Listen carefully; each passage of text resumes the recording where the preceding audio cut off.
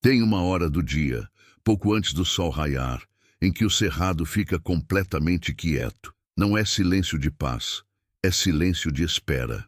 As árvores tortas e os capins secos parecem segurar a respiração, como se soubessem que a luz vai chegar e não há nada a fazer senão aguardar.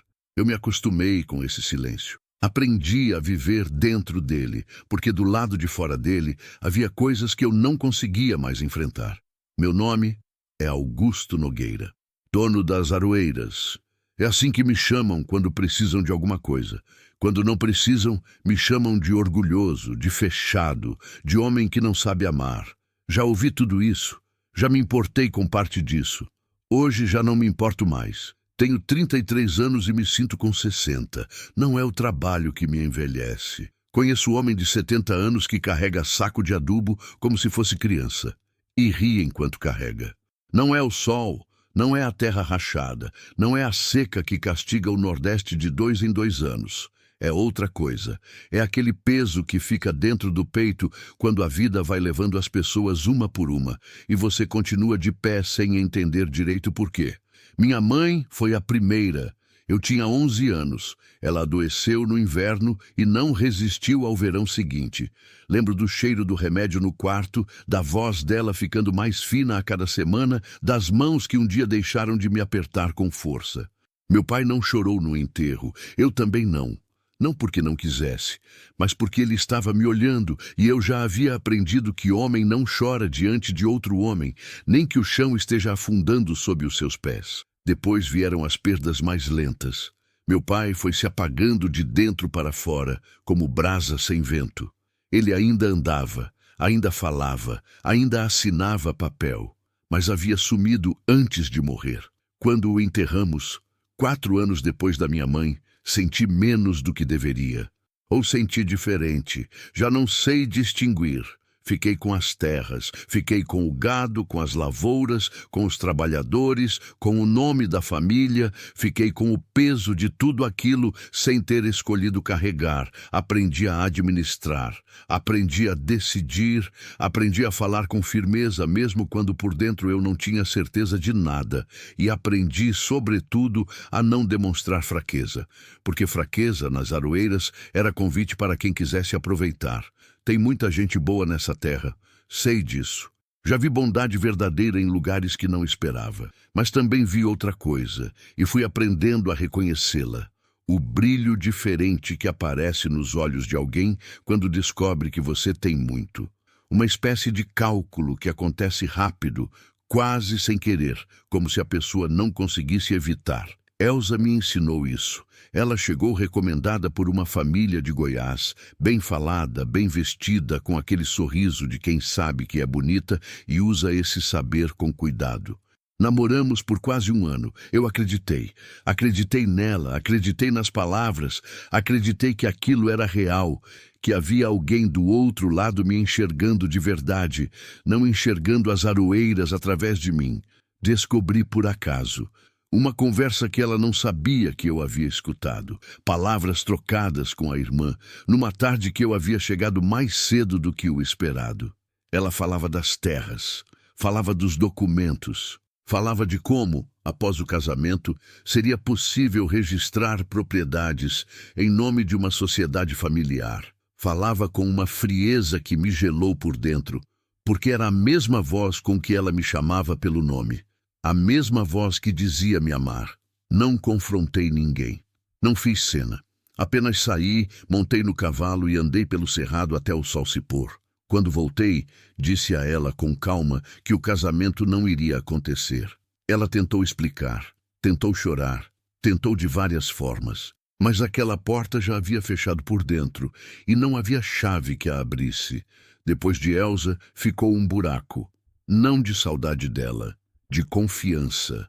Como se algo no meu modo de ver as pessoas tivesse sido desarrumado e eu não soubesse mais encaixar as peças no lugar certo. Comecei a desconfiar de tudo, do sorriso fácil, da aproximação rápida, da gentileza que aparecia do nada. Tudo me parecia calculado, tudo me parecia interesse disfarçado. Eu sei que não é justo. Eu sei que nem toda pessoa que se aproxima quer algo em troca, Mas saber disso na cabeça não resolve o que o peito sente. E o meu peito havia aprendido a fechar antes de abrir. E então veio o que eu nunca esperava. Não foi uma perda como as outras. Foi diferente, foi pior. Minha esposa... Sim, me casei depois de Elsa. Acreditei de novo, porque o homem insiste em acreditar mesmo quando deveria saber melhor. Minha esposa Conceição adoeceu no 3º ano de casamento. Engravidou no 2º. Não foi um parto fácil. O menino nasceu, viveu pouco mais de 2 semanas e foi embora num amanhecer que eu não consigo lembrar sem fechar os olhos. Conceição ficou, por um tempo. Mas o corpo dela havia ficado fraco, e a tristeza que entrou nela depois da perda do filho era de um tipo que remédio nenhum consegue tratar. Ela morreu 2 anos depois, não de doença catalogada. Morreu de dentro para fora, como meu pai havia morrido, mas mais depressa. Como se tivesse decidido ir embora e o corpo tivesse simplesmente obedecido. Fiquei sozinho de novo. Mas agora era uma solidão de outra textura, mais pesada, mais silenciosa. A casa grande das Aroeiras tinha 8 quartos e eu dormia num deles sem precisar dos outros 7. E essa conta me pesa até hoje, de um jeito que não sei explicar direito. O que eu faço com tanto espaço vazio? Trabalho. Acordo cedo, trabalho o dia todo, durmo tarde. Repito. Há dias em que passo horas na varanda, olhando para as pastagens sem ver nada, e só percebo que o sol se pôs quando o escuro chega devagar. Não me orgulho disso, mas é a única vida que eu sei viver agora. Até aquele dia, Deodato, meu feitor, homem que estava comigo há quase 8 anos, começou a me dar uma impressão estranha. Não era nada concreto a princípio. Era um tom de voz que mudava quando eu perguntava sobre os registros. Era um número que não fechava aqui, uma explicação vaga acolá. É na forma como os trabalhadores me olhavam quando eu passava, não com respeito natural, mas com aquele olhar de quem não quer ser notado. Comecei a observar com mais atenção, e quanto mais observava, mais o incômodo crescia.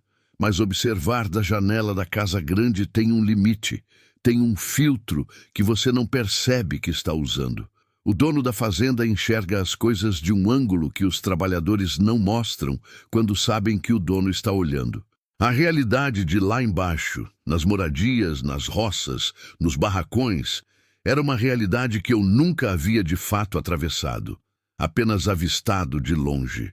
Foi isso que me fez pensar no que, em outros tempos, eu teria chamado de loucura. E talvez ainda seja loucura. Mas às vezes, loucura é a única saída que resta, quando o caminho sensato já não leva a lugar nenhum. Escolhi as roupas mais gastas que encontrei no fundo do armário. Uma calça de brim desbotada, uma camisa de algodão com o colarinho puído, um chapéu de palha com a aba levemente rasgada. Me olhei no espelho da casa grande pela última vez e quase não me reconheci. Não pelo disfarce, mas pela expressão que havia no meu rosto. Não era mais o dono das Aroeiras. Era apenas um homem, cansado, sozinho, com as mãos ainda macias demais para o trabalho que ia fingir conhecer. Desci até as moradias dos trabalhadores na tarde de uma sexta-feira, com uma mochila pequena nas costas e uma história simples na boca. Vinha do Piauí, havia trabalhado em fazenda de gado por anos, estava em busca de serviço. Disse que o meu nome era Manuel. Manuel. Um nome comum, sem sobrenome que pesasse, sem história que chamasse atenção. Deodato me avaliou com aquele olhar estreito de quem não gosta de receber gente que não escolheu. Mas havia trabalho sobrando. A colheita de milho estava atrasada. E braço é braço quando a lavoura não pode esperar. Me alocou num alojamento com outros 4 trabalhadores. Me deu uma enxada e um horário. E me disse que quem chegasse tarde perdia o café. Deitei naquela cama estreita, no barracão de madeira que rangeu o tempo todo, com o cheiro de suor e terra entrando pela fresta da janela, e fiquei olhando o teto por um tempo que não soube medir. Lá fora, o cerrado ficou quieto de novo. Aquele silêncio de espera que eu conhecia bem, Só que dessa vez eu estava do outro lado e não sabia ainda o que ia encontrar quando o dia clareasse. O primeiro dia de trabalho me ensinou uma coisa que 8 anos de fazenda nunca haviam me ensinado. Existe uma diferença enorme entre mandar e fazer. Eu havia ordenado a colheita de milho mais vezes do que conseguia contar. Havia observado as fileiras de trabalhadores curvados sobre as espigas. Havia calculado toneladas. Havia cobrado rendimento e reclamado de atraso. Havia feito tudo isso com a naturalidade de quem acha que entende o que está ordenando. Não entendia nada. O sol bateu na minha nuca antes mesmo das 7 da manhã. Não era o calor que eu conhecia da varanda. Aquele calor tolerável, com brisa ocasional e um copo de água ao alcance da mão. Era outro calor, direto, pesado, sem ângulo de fuga. A enxada puxava o braço para baixo com uma insistência que parecia pessoal. Depois de 2 horas, a camisa estava encharcada e minha coluna havia encontrado um ponto de dor que eu não sabia que existia. Do meu lado, um homem de uns 50 anos trabalhava no dobro do meu ritmo sem parecer esforço. Ele se chamava Benedito, tinha o rosto coriáceo de quem passou a vida inteira sob o sol e as mãos tão calejadas que pareciam outro material que não carne. Me olhou uma vez, avaliou minha técnica com a enxada e disse apenas: "Segura mais perto do cabo, senão você vai arrebentar o punho antes do meio-dia." Obedeci sem responder. Não era humilhação, era informação, mas veio com um sabor diferente quando fui eu quem precisou receber e não dar. O almoço foi servido numa gamela coletiva debaixo de uma mangueira velha. Arroz, feijão, uma fatia de carne seca que havia sido cozida além do ponto e tinha a textura de couro velho. Comi tudo. Não porque estava bom, estava longe de estar bom, mas porque o corpo exigia, e reclamar não era parte do personagem que eu havia escolhido vestir. Observei durante o almoço. É o que faço quando não sei o que dizer. Observo. Havia ali umas 20 pessoas. Alguns homens velhos que comiam em silêncio com aquela economia de movimento de quem aprendeu a gastar energia apenas no necessário. Alguns mais jovens que conversavam em voz baixa, com o cuidado de quem não quer ser ouvido por ninguém que não seja de confiança. Algumas mulheres sentadas num canto separado, com crianças nos colos e pratos equilibrados no joelho. E uma mulher que comia sozinha, não encostada na mangueira, não perto dos grupos, sentada numa pedra baixa a uns 10 metros de todos, com o prato no colo e o olhar dirigido para o capim à frente. Não havia tristeza evidente no rosto dela. Havia apenas aquela expressão de quem já aprendeu que o espaço ao redor é permanente e parou de estranhar. Ela tinha uns 25 anos, talvez menos. Talvez mais.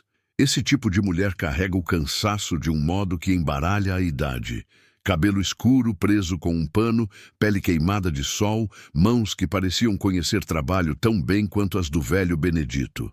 Não era o tipo de mulher que chamava a atenção imediata, não pela falta de graça, mas pela ausência de qualquer esforço de ser notada. Perguntei baixinho ao homem ao meu lado quem era ela. Ele me olhou com uma expressão que eu levei um momento para identificar. Era pena, mas não era pena dela. Era a pena de quem não quer se envolver numa história que já conhece o final. "Leonor", ele disse bem baixo, "filha do Tobias", e não acrescentou mais nada.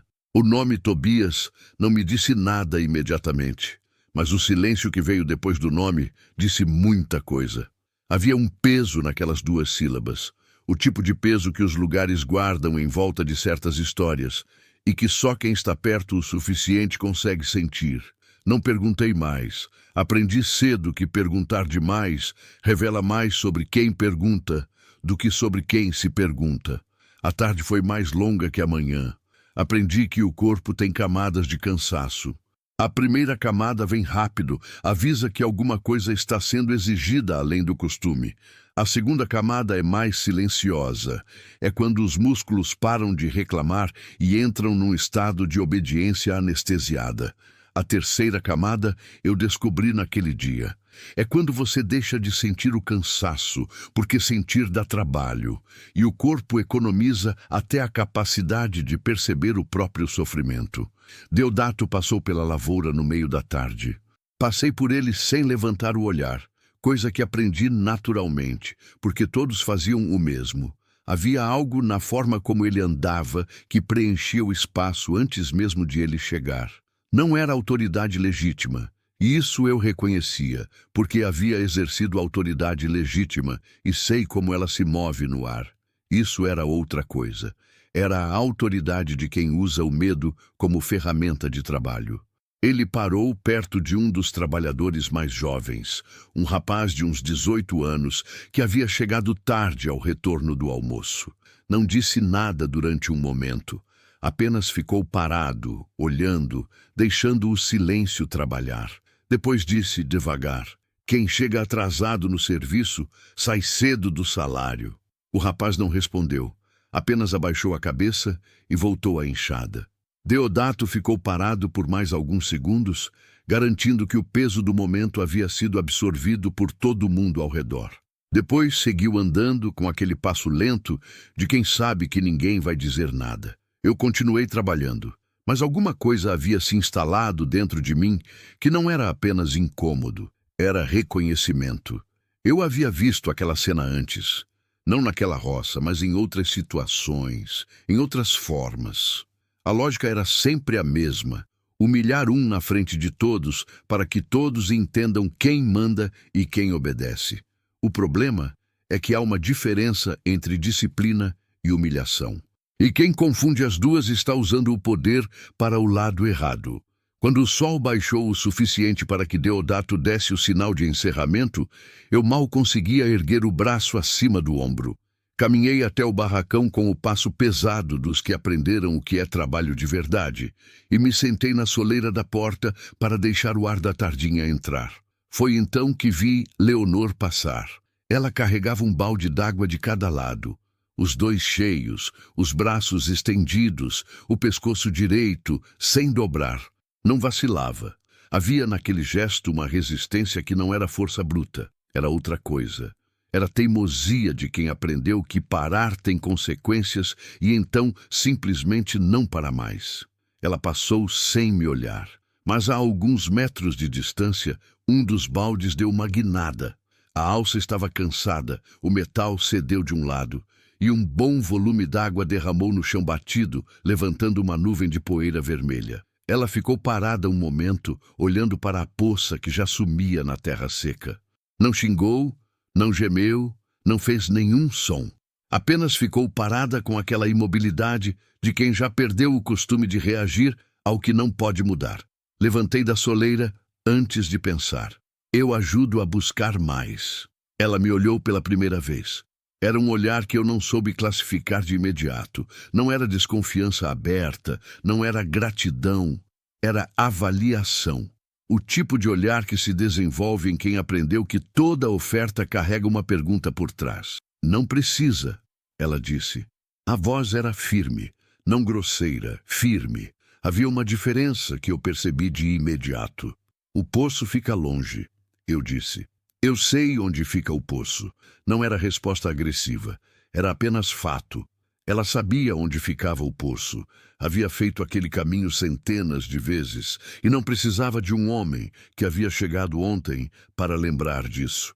Engoli o que fosse que eu ia dizer a seguir e fiz um gesto com a cabeça, algo entre concordar e recuar, o tipo de movimento que não diz nada, e por isso diz que eu havia entendido. Ela pegou o balde vazio e seguiu. Eu voltei para a soleira.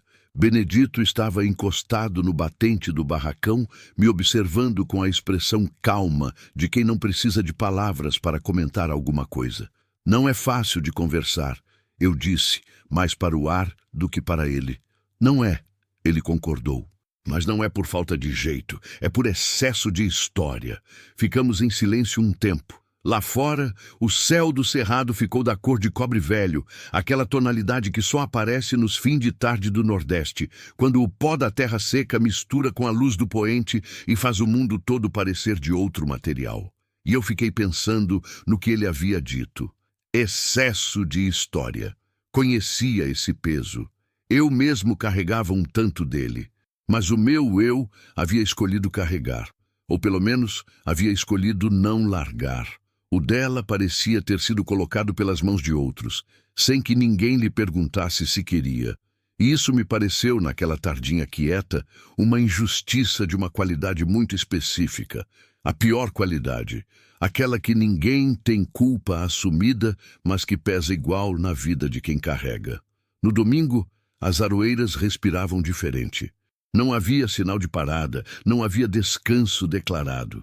Deodato não era homem de declarar nada que pudesse ser interpretado como generosidade. Mas havia um costume antigo, anterior a ele, que resistia pela simples razão de que os trabalhadores precisavam de pelo menos um turno na semana sem que o ferro da enxada puxasse o braço. O domingo de manhã era, por entendimento silencioso, um tempo suspenso. Ninguém perguntava, ninguém autorizava. Simplesmente acontecia. Acordei antes dos outros no barracão, costume antigo, difícil de largar. Na casa grande, eu acordava cedo porque as decisões do dia começavam a pesar antes mesmo do café.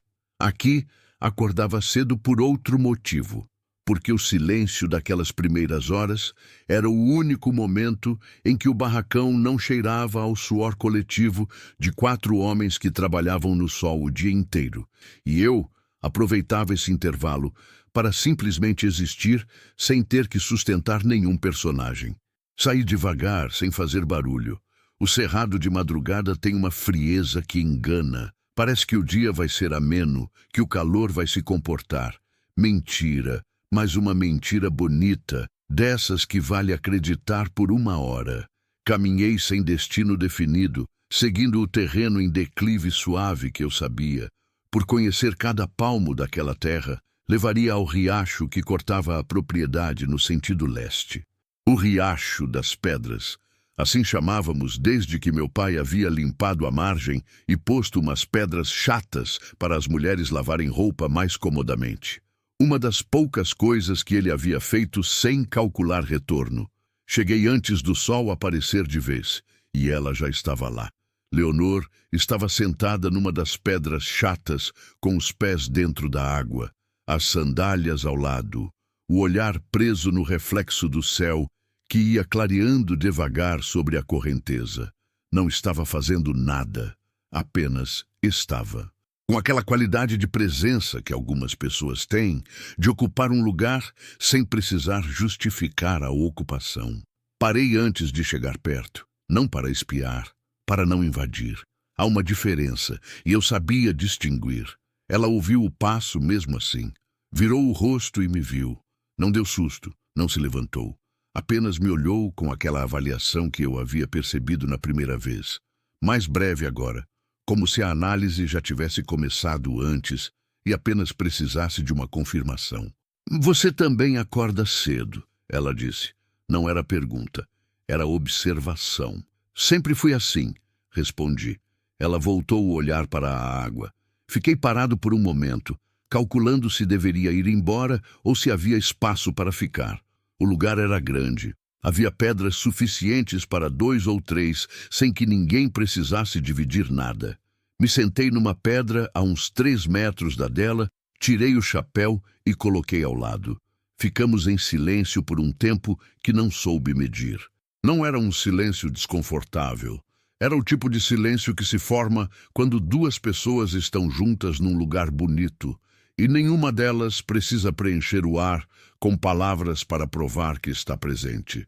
Esse tipo de silêncio é raro. Aprendi a reconhecê-lo porque na maior parte da minha vida os silêncios foram de outro tipo, de ausência, de mágoa, de coisa não dita que pesava mais do que as ditas. Você é do Piauí, ela disse depois de um tempo. Não era pergunta tampouco. É o que eu disse ao Deodato. Ela me olhou de lado, rápido. Não havia malícia no que eu havia dito. Havia apenas honestidade descuidada, o tipo que escapa quando a guarda baixa. Percebi tarde demais. É diferente de dizer que é verdade, ela observou. Eu poderia ter desviado. Poderia ter inventado algo, reforçado a história, firmado o personagem. Mas havia algo na forma direta com que ela falava que tornava a mentira mais difícil do que o normal. Como se o esforço de enganar alguém que não usa rodeios tivesse um custo extra que eu não estava disposto a pagar naquele momento. Já trabalhei em fazenda, disse. Isso é verdade. Ela considerou isso por um momento. Depois, com uma leveza que não chegava a ser ironia, mas não como peão.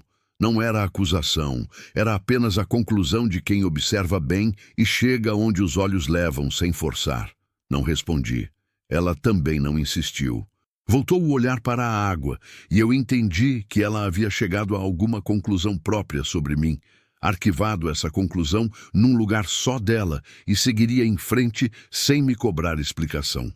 Havia uma generosidade nisso que me desarmou de um jeito que não esperava. Começamos a conversar devagar, como se as palavras fossem pedras que precisavam ser pousadas com cuidado para não afundar.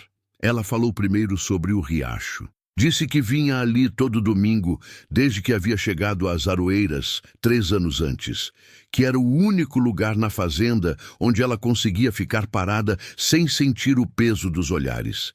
Disse isso com simplicidade, sem queixar, como quem constata um fato climático. Os outros te evitam, eu disse. Sim. Por quê? Ela ficou em silêncio por um momento. Não o silêncio de quem não quer responder. O de quem está escolhendo como responder. Por causa do nome que carrego, ela disse por fim. Meu pai se chamava Tobias, era tropeiro. Trabalhou a vida inteira com honestidade que eu saiba, que toda gente que conviveu com ele sabe. Um dia foi acusado de desviar uma carga de milho que passava pela estrada de Paracatu. Não desviou nada. Mas o dono da carga era homem de influência, e palavra de homem de influência pesa mais do que palavra de tropeiro pobre. Ela disse tudo isso no mesmo tom, sem elevar a voz, sem tremer. A raiva, se havia, estava guardada num lugar que as palavras não alcançavam. Ele foi preso? Perguntei. Não chegou a ser preso, mas foi humilhado publicamente, perdeu o trabalho, perdeu o crédito na cidade, adoeceu 2 anos depois. Morreu sem ter o nome limpo. Silêncio. E você herdou a acusação. Eu disse. Herda-se mais do que se escolhe. Essa frase ficou no ar por um tempo. Ela a havia dito sem peso especial, como coisa óbvia, mas havia uma profundidade ali que eu reconheci de dentro, porque eu mesmo havia herdado coisas que não havia escolhido. Terras, nome, responsabilidade e uma solidão que não era minha de origem, mas que havia se instalado tão fundo que já não sabia mais distinguir o que era eu e o que era herança. Como era ele? Perguntei. Seu pai. Ela virou o rosto para mim, e pela primeira vez, desde que havíamos começado a conversar, havia algo diferente nos olhos dela. Não era tristeza exatamente. Era aquela expressão de quem está prestes a abrir uma gaveta que raramente abre, e está avaliando se vale a pena. Abriu. Cantava enquanto trabalhava, ela disse. Não bem, não mal. Cantava pelo hábito, acho. Sabia o nome de cada animal que transportava, mesmo sendo gado de outro. Dizia que todo bicho merecia ser chamado pelo nome, senão ficava desorientado. Eu achava graça. Ele era sério em tudo menos nisso. Fiz silêncio para não interromper. Nunca levantou a voz comigo, nem quando eu merecia. Quando eu errava alguma coisa, ele ficava quieto por um tempo. Depois me chamava e me explicava o porquê. Dizia que grito ensina medo, não ensinamento. Ela parou. Não era homem de muitas palavras, mas as que usava eram escolhidas. Você era parecida com ele. Ela quase sorriu. Não chegou a ser sorriso. Foi o início de um que ficou pela metade. Todo mundo diz que sou. Ficamos em silêncio novamente. O sol havia subido o suficiente para dourar a superfície do riacho, e os sapos que cantavam na beira haviam parado, substituídos pelo som dos pássaros que começavam o dia nos galhos do mato ciliar. Eu estava pensando no que ela havia contado, não como informação, como peso. Havia uma injustiça ali com contornos muito específicos, o tipo que deixa marca não apenas em quem é atingido diretamente, mas nas pessoas ao redor, nos filhos, nos que chegam depois. E havia algo no nome do fazendeiro de Paracatu que ela não havia mencionado, mas que eu queria perguntar. E não perguntei, porque havia limite no quanto eu podia saber sem levantar suspeitas sobre quem eu era. Mas o nome Tobias havia ficado. Havia algo ali que eu precisava encontrar mais tarde, sozinho, nos documentos antigos que eu mesmo guardava num arquivo de madeira no escritório da Casa Grande. Ela se levantou quando o sol estava já alto. Calçou as sandálias com movimentos práticos, pegou um pano que havia deixado dobrado sobre uma pedra e amarrou no cabelo. Estava prestes a ir quando disse, sem me olhar, "Você sabe segurar uma enxada, mas os seus pés não conhecem o chão de roça." Eu não disse nada. O calo fica na palma da mão quando se usa a enxada errada. O seu calo está na borda, ela disse, com a mesma leveza de antes. Quem acostumou com rédea carrega diferente de quem acostumou com cabo. Ela não disse mais nada. Apenas foi andando pelo caminho de volta, com aquele passo reto e firme de quem sabe onde está pisando. Fiquei na pedra por um tempo, depois que ela sumiu entre as árvores. O riacho seguia o ritmo dele, indiferente a qualquer coisa que eu pudesse estar sentindo. E o que eu estava sentindo era algo que eu não sabia nomear direito. Não era atração, simplesmente. Não era curiosidade, simplesmente. Era aquela sensação específica de quando você encontra alguém que enxerga mais do que você estava disposto a mostrar. E em vez de sentir ameaça, você sente alívio. Como se ser visto, mesmo de lado, mesmo parcialmente, fosse um descanso. Não me lembrava da última vez que havia sentido isso. E essa lembrança, ou a ausência dela, pesou mais do que tudo que o trabalho da semana havia posto nos meus ombros. A segunda semana nas Aroeiras me ensinou que existe um ritmo diferente no cansaço de quem não tem escolha. O cansaço de dono tem fim declarado. Você trabalha, decide, resolve, e quando a exaustão chega, você para. Porque parar é uma opção que existe para quem tem poder sobre o próprio tempo. O cansaço de trabalhador é de outra natureza. Ele não tem fim declarado porque o fim não depende de você. Depende do sinal de Deodato, depende do sol, depende de quanto havia atrasado durante a semana, depende de uma conta que nunca é sua para fechar. Aprendi a acordar no escuro sem espanto. Aprendi a comer rápido, sem sentir o gosto, porque o tempo do almoço era contado, e gastar ele mastigando devagar era luxo que não cabia ali. Aprendi, sobretudo, a ficar quieto. Não o silêncio que eu conhecia, o da varanda, da solidão voluntária, do homem que não tem com quem conversar e para de tentar. Esse era outro silêncio. Era o silêncio de quem aprende que falar demais no lugar errado tem consequências. E então passa a medir cada palavra antes de soltá-la, pesando o custo, avaliando quem está perto, calculando o que pode ser dito e o que precisa ficar guardado. Os trabalhadores viviam assim o tempo inteiro. Eu havia levado 33 anos para perceber.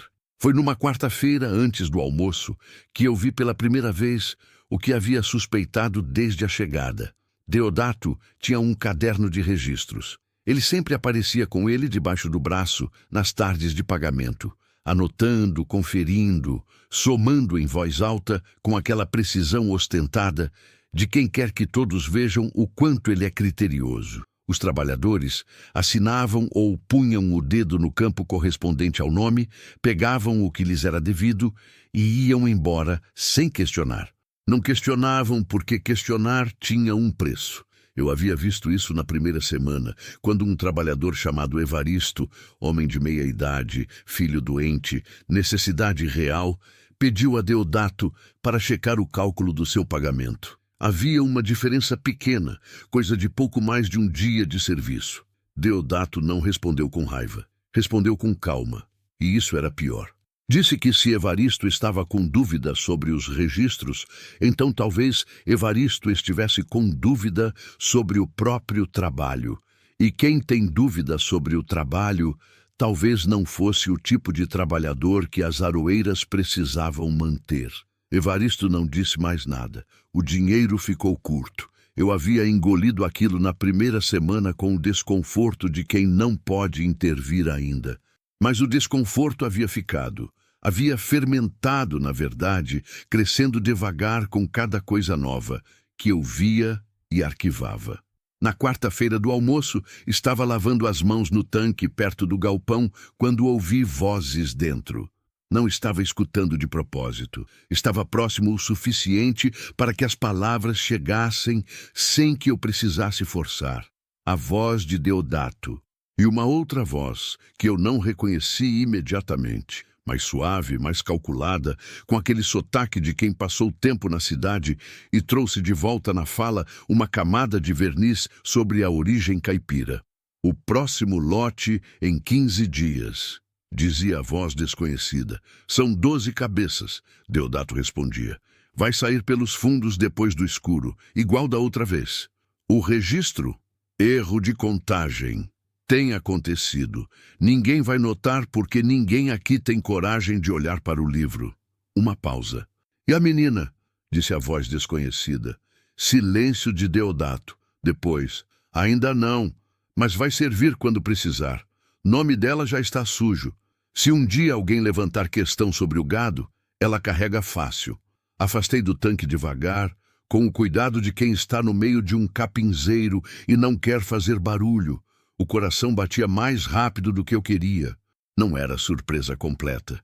Havia suspeitado de desvio de gado desde a segunda semana, quando os números do pasto não fechavam com o que eu via da roça. Mas ouvir assim, com nomes e datas e planejamento, era diferente de suspeitar.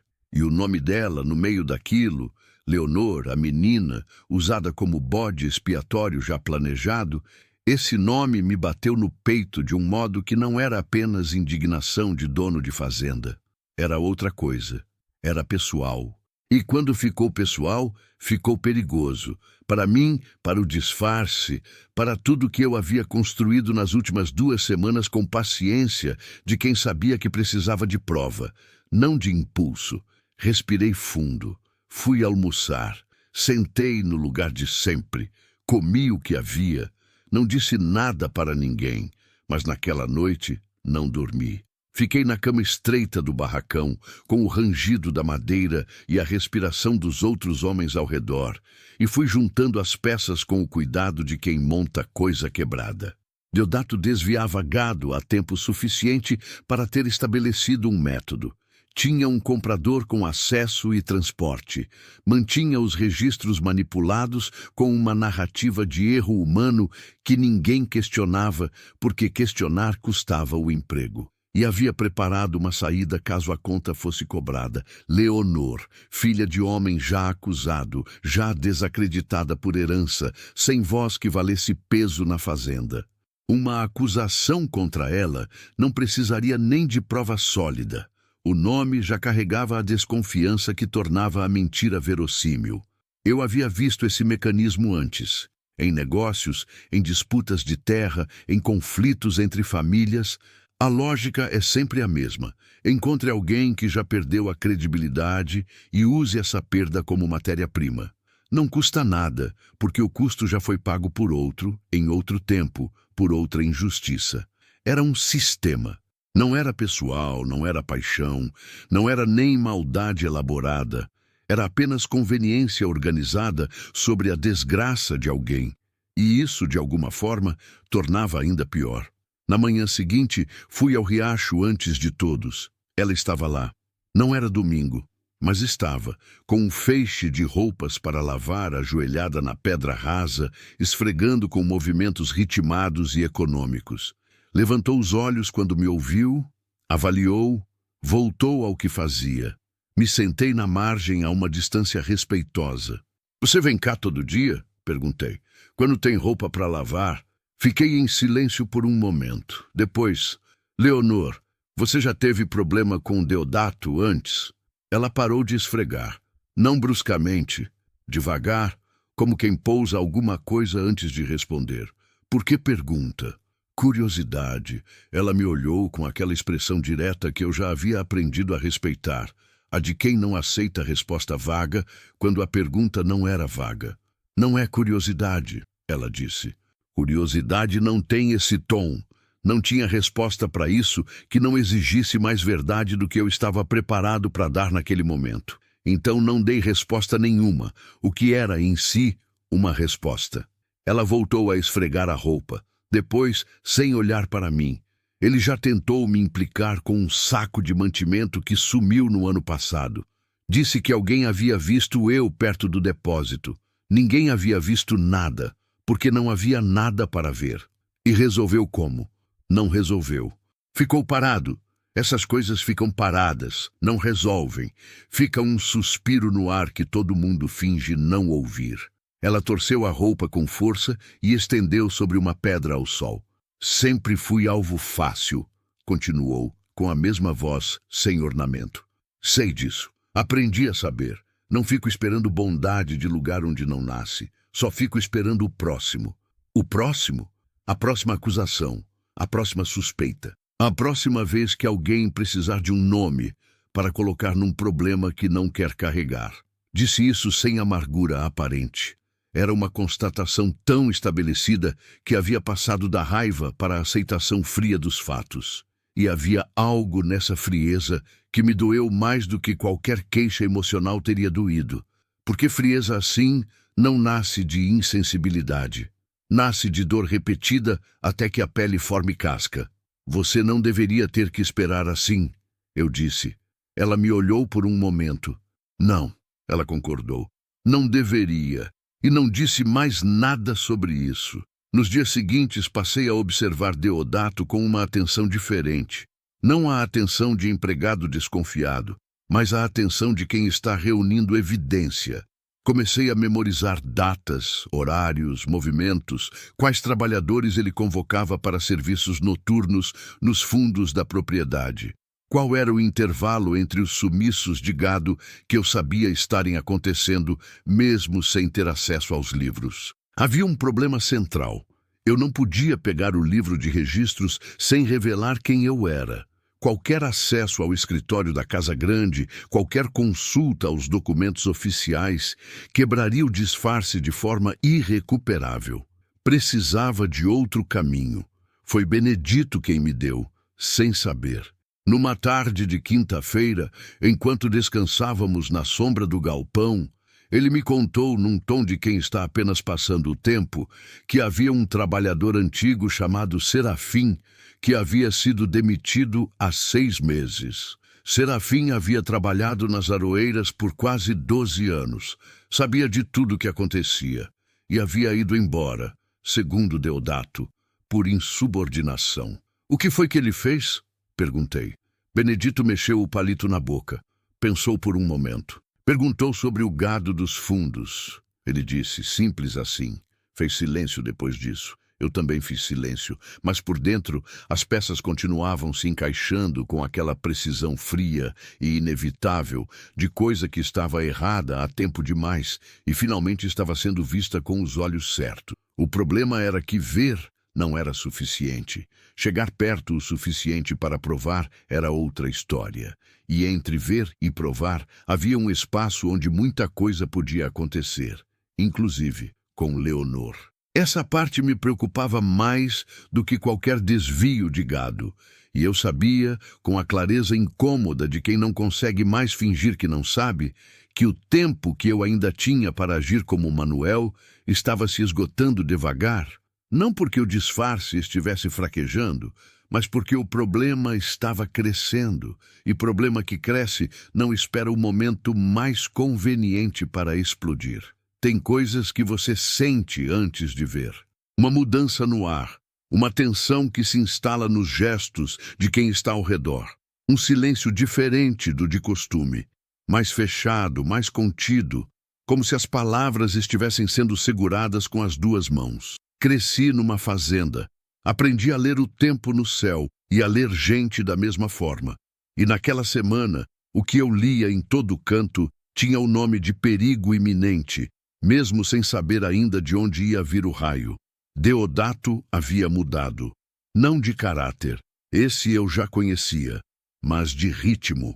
Estava mais presente, mais vigilante, passando mais vezes pela lavoura, pelo barracão, pelo depósito.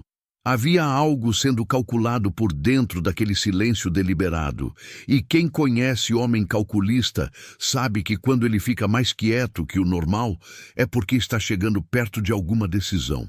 Observei, continuei observando. Foi numa tarde de terça que Leonor chegou ao poço com o rosto fechado de um modo diferente do habitual. Ela sempre carregava uma contenção. Aprendi a ler isso como parte dela, como a forma que o corpo encontrou de não gastar o que não sobrava. Mas aquela tarde havia algo além da contenção. Havia uma rigidez nos ombros, um cuidado excessivo nos movimentos, como de quem está evitando que alguma coisa transborde. Enchi meu balde e fiquei perto, sem forçar conversa. Ela encheu o dela em silêncio. Quando estava prestes a ir, disse, bem baixo, sem me olhar: ele veio ao barracão das mulheres ontem à noite, não precisou dizer o nome. Ficou do lado de fora. Ela continuou com aquela voz plana que usava quando a coisa era grave, e ela não queria dar a ela mais volume do que o necessário. Não entrou, mas ficou, tempo suficiente para que todo mundo soubesse que estava lá. Fiquei quieto. Não foi a primeira vez, ela disse, mas foi a primeira vez que ficou tanto tempo. Carregou o balde e foi embora sem esperar resposta. Eu fiquei parado perto do poço por mais tempo do que devia, com o balde cheio esquecido na mão, e aquela informação se acomodando dentro de mim de uma forma que não era confortável e não pretendia ser. Havia uma linha que eu havia mantido com cuidado desde que havia chegado, a linha entre observar e agir, entre reunir prova e intervir. Era necessária. Eu sabia disso. Agir precipitado sem evidência suficiente não resolve injustiça, apenas a desloca. Havia aprendido isso na vida, no trato com gente, nas disputas que havia presenciado e nas poucas em que havia me metido. Mas linha tem limite, e o que Leonor havia me contado estava chegando muito perto desse limite. Naquela noite, não fui direto ao barracão. Dei uma volta longa pelo perímetro da fazenda, pelo caminho que margeava a pastagem dos fundos, o mesmo caminho por onde, segundo o que havia ouvido no galpão, o gado desviado saía nas madrugadas. Andei devagar, sem lanterna, deixando os olhos se acostumarem com o escuro do cerrado. A lua estava parcialmente encoberta, dando uma luz difusa que clareava o suficiente para ver as formas sem revelar os detalhes. Boa noite para quem quer fazer coisa que não quer ser vista. Parei quando ouvi. Vozes baixas. 2 homens, talvez 3. O rangido de uma porteira sendo aberta com cuidado. O som surdo de casco de boi no chão de terra seca. Fiquei imóvel no capim alto, respirando devagar. Vi as silhuetas passarem. Contei 6 cabeças de gado conduzidas por 2 homens a pé. Não vi o rosto de nenhum deles. A noite não deixava. Mas vi a direção que tomaram. Um acesso lateral que saía pelos fundos e dava na estrada velha de terra que cortava a fazenda vizinha antes de alcançar a rodovia. Ficou registrado, não no papel, na memória. Data, hora aproximada, quantidade, direção. A memória de um homem que havia passado anos administrando propriedade era boa o suficiente para guardar isso sem escrita. Voltei ao barracão antes que alguém acordasse. Na manhã seguinte, procurei Benedito antes do trabalho começar. Ele estava do lado de fora do barracão, afiando o facão com uma pedra, com aquela paciência circular de quem aprendeu que pressa estraga o fio. Me sentei no toco de madeira próximo sem pedir licença. Já não precisávamos de cerimônia. Nas últimas semanas, havíamos chegado àquela familiaridade tranquila que não precisa ser declarada. Você conhece a estrada velha dos fundos? Perguntei em voz baixa. Ele continuou afiando. Não mudou o ritmo. Conheço. Passa pela fazenda do Eleutério das Flores? Uma pausa no movimento da pedra. Curta, mas perceptível. Passa, ele disse. Ficou em silêncio por um momento. Depois, você foi lá ontem à noite. Não era pergunta. Fui. disse. Benedito pousou o facão no joelho e me olhou com aquela expressão ponderada de homem que viveu tempo suficiente para não se espantar com nada, mas que também aprendeu a medir o custo de se envolver em certas coisas. Moço, ele disse, com a voz de quem está avisando e não ameaçando. Tem gente que já foi embora daqui por saber menos do que você parece estar sabendo. Serafim, eu disse. Ele não confirmou nem negou. Apenas voltou a afiar o facão. Eleutério das Flores. Eu continuei pensando em voz alta mais do que perguntando. Ele já teve negócio com gado roubado antes? Não sei de negócio que seja roubado. Benedito disse com cuidado. Sei de negócio que não passa por papel nenhum. Se o gado que chega até ele é limpo ou não, isso ele resolve com a própria consciência. Entendi o que ele estava dizendo sem dizer. Eleutério das Flores. O nome havia aparecido antes, em outro contexto, no pensamento vago que eu havia tido semanas atrás, quando Leonor me contou a história do pai. Havia uma ligação entre Tobias, o tropeiro acusado injustamente, e fazendeiros influentes da região.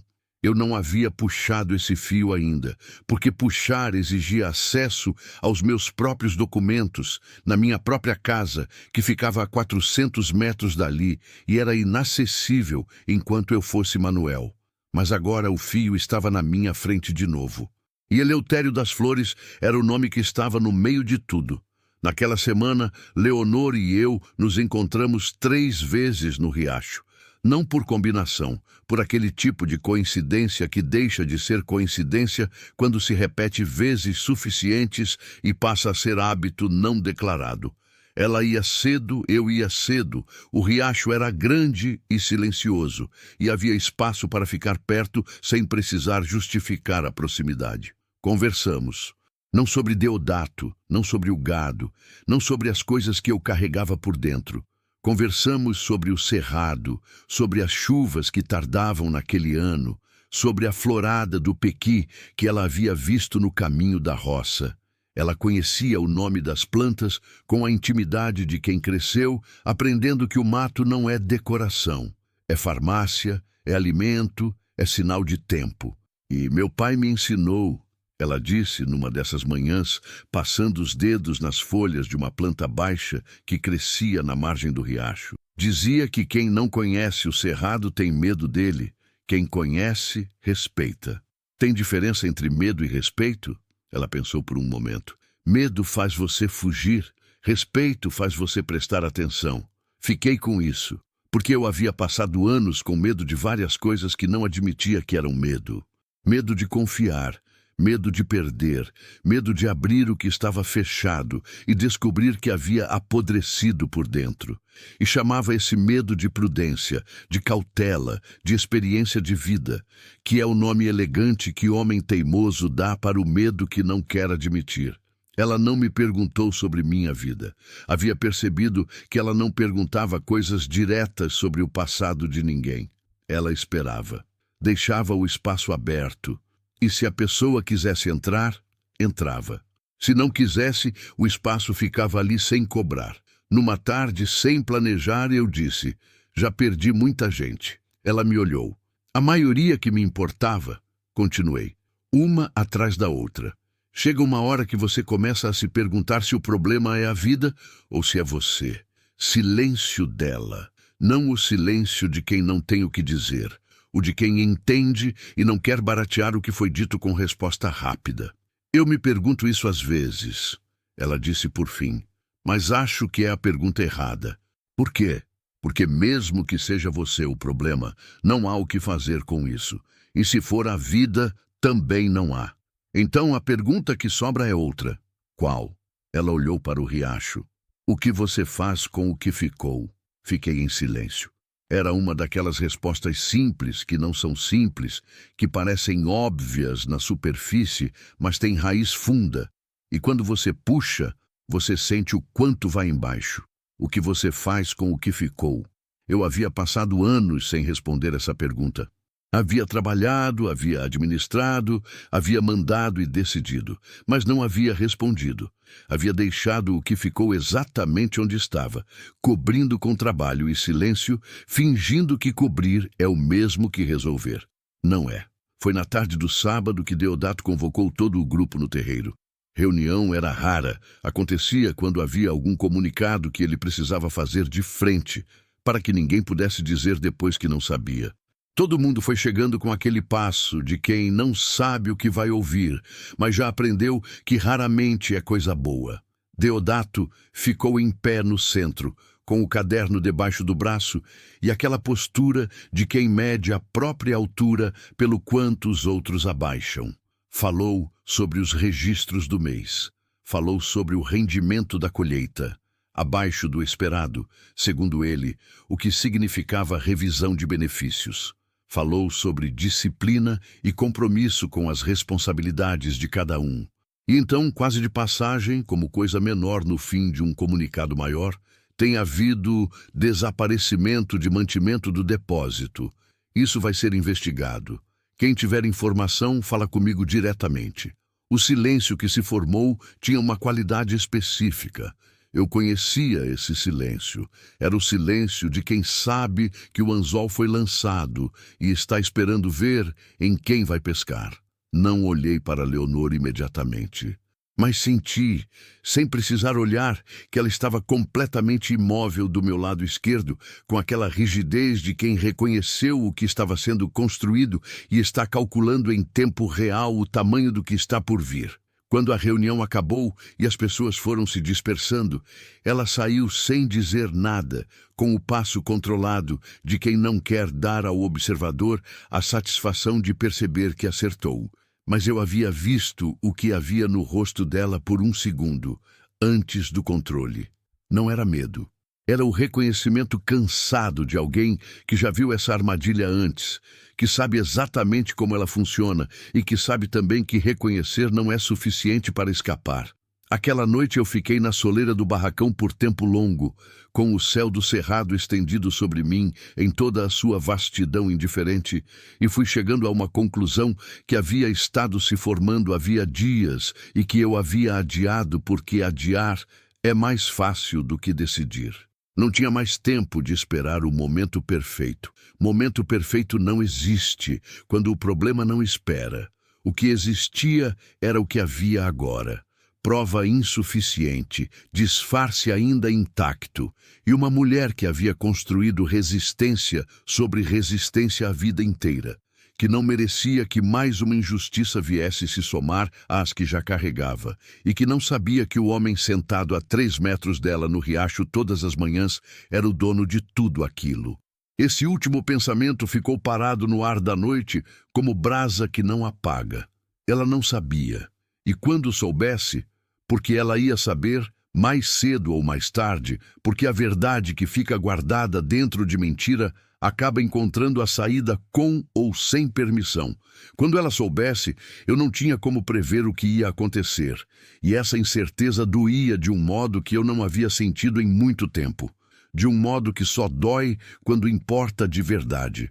Existe um ponto no curso de um rio onde a água muda. Não é visível de longe. Você só percebe quando está em cima, quando a corrente que vinha suave, de repente, ganha uma urgência que puxa para baixo. Na superfície parece igual, mas embaixo alguma coisa mudou no fundo, e o rio sabe disso antes que qualquer um que esteja na margem consiga perceber. Aquela semana foi assim. Na superfície, as aroeiras seguiam o ritmo de sempre. O sol nasceu no horário, o trabalho começou no horário, as refeições foram servidas e o feitor passou pelas fileiras com o caderno debaixo do braço. Tudo igual, mas embaixo havia uma corrente que havia mudado de direção, e eu sentia isso na pele antes de conseguir nomear o que era. Deodato estava esperando alguma coisa. Homem que espera tem uma qualidade diferente de homem que age. Quem age se move, decide, ocupa espaço. Quem espera fica parado, mas não é a parada do descanso. É a parada do felino antes do salto, aquela imobilidade cheia por dentro, onde cada músculo está pronto e apenas aguarda o sinal que ele mesmo vai dar. Eu conhecia essa espera. Havia aprendido a reconhecê-la nas negociações de terra, nos acordos que pareciam fechados, mas ainda tinham dente escondido. Era a espera de quem escolheu o momento e está deixando ele chegar. E eu sabia quem seria o alvo quando o momento chegasse. Na segunda-feira encontrei Leonor mais cedo que o habitual. Ela estava no caminho entre o barracão das mulheres e o poço, com um feixe de lenha no braço que era grande demais para uma pessoa só carregar. Não estava pedindo ajuda, estava carregando. Ponto. Mas havia um desequilíbrio no passo que dizia que a carga estava além do razoável. Cheguei perto sem anunciar e peguei metade da lenha antes que ela tivesse tempo de recusar. Ela me olhou com aquela expressão de avaliação. Você não precisava, disse. Sei, respondi. Andamos juntos em silêncio por um trecho. O caminho era estreito, de terra batida com pedra solta, sombreado por uma fileira de juazeiros que a geração anterior havia plantado sem saber que estava plantando para os outros. O sol ainda não havia chegado à força total, e havia uma frescura residual da noite que tornava o ar respirável de um modo que não durava. Deodato te procurou? Perguntei quando estávamos longe o suficiente do barracão para que a conversa fosse só nossa. Ela ficou um momento sem responder. Me olhou, ela disse. Ontem de tarde, quando eu saía da roça. Ficou parado no caminho, esperando eu passar. Não disse nada, só olhou. Que tipo de olhar? O tipo que diz sem dizer. Entendi. Aquele olhar que não precisa de palavra, porque a palavra seria prova, e o olhar não é. O olhar fica apenas na memória de quem recebe, sem testemunha, sem registro, sem nada que possa ser mostrado a outro. É o instrumento preferido de quem quer intimidar sem se comprometer. Você tem alguém aqui na fazenda que te defenda se precisar? Perguntei. Ela me olhou de soslaio, com uma expressão que estava entre o incômodo e algo mais suave que eu não soube nomear imediatamente. Por que você pergunta isso? Porque você precisa saber a resposta.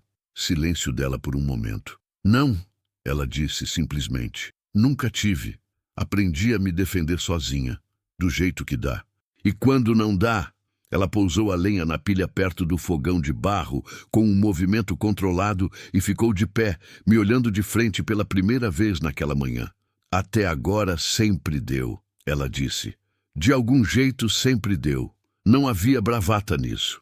Era apenas o registro honesto de alguém que havia chegado até ali por conta própria e ainda estava de pé. E esse fato tinha um peso que não precisava de adorno. Mas havia também, por debaixo daquelas palavras, uma fragilidade que ela não estava declarando e que eu sentia da mesma forma que se sente a corrente funda do rio, não na superfície, mas no que puxa.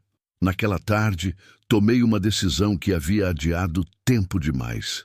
Precisava dos documentos, não de todos, apenas dos registros de gado dos últimos 2 anos e dos contratos antigos de tropeiro que eu sabia que existiam no arquivo de madeira do escritório. Se havia ligação entre o esquema de Deodato e Eleutério das Flores, ela estaria ali. E se havia ligação entre Eleutério e a acusação que havia destruído o pai de Leonor, essa também estaria, porque papel guarda o que gente prefere esquecer. O problema era chegar lá. A casa grande ficava no ponto mais alto da propriedade, visível de quase qualquer ângulo. Entrar por lá durante o dia era impossível sem ser visto. À noite, havia o risco de encontrar alguém, o caseiro velho que dormia no quarto dos fundos, ou o próprio Deodato, que eu havia percebido que às vezes subia até o escritório fora de hora. Pensei por um tempo. Havia uma solução que era simples e arriscada ao mesmo tempo, que dependia de uma coisa que eu não havia feito desde que havia chegado. Confiar em alguém, além de mim mesmo. Fui encontrar Benedito no fim do dia. Ele estava reparando o cabo de uma ferramenta sentado no toco de sempre, com aquela paciência de obra que não tem pressa. Me sentei do lado sem rodeio. Benedito, preciso da sua ajuda para uma coisa. Ele não parou o que estava fazendo. Já estava esperando isso, ele disse. Por quê? Porque homem que observa tudo que você observa, na hora que você observa, ou vai embora quieto, ou vai fazer alguma coisa, e você não tem cara de ir embora quieto. Expliquei o que precisava. Não tudo, o suficiente. Precisava de alguém que mantivesse Deodato ocupado na parte de baixo da fazenda durante o início da noite.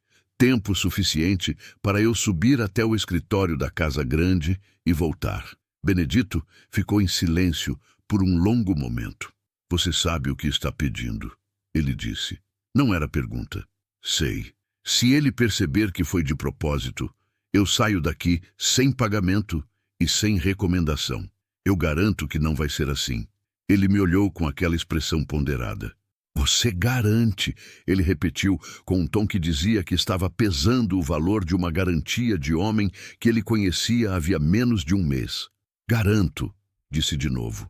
E dessa vez, coloquei no tom o peso de quem tem autoridade para garantir, mesmo sem poder explicar de onde vinha essa autoridade. Ele percebeu, não disse nada sobre isso. Apenas voltou o olhar para o cabo que estava consertando.